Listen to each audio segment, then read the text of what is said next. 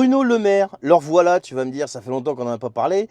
Tu sais, Bruno Le Maire, le ministre de l'économie, qui est démissionnaire, enfin normalement. Eh bien ce monsieur, normalement il ne devrait plus rien faire, enfin pas grand chose, eh bien il prévoit quand même des baisses de crédit significatives pour les ministères dans le cadre du budget 2025.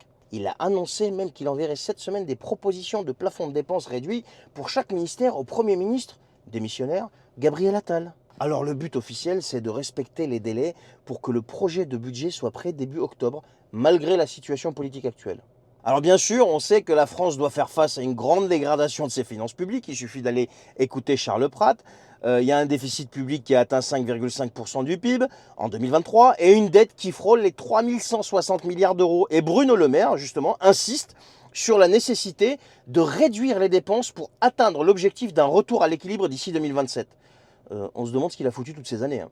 Et pour 2024, il prévoit déjà 25 milliards d'euros d'économies avec des coupes sévères dans les crédits ministériels. Comme si ça allait suffire. Et c'est une situation qui est très critique parce que, rappelez-vous, l'Union européenne a lancé une procédure pour déficit public excessif contre la France et 6 autres pays.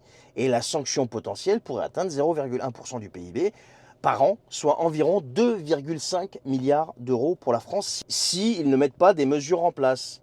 Mais ce qui me frappe, moi, c'est qu'ils continuent d'agir, ces gens-là, comme s'il n'y avait pas eu d'élection.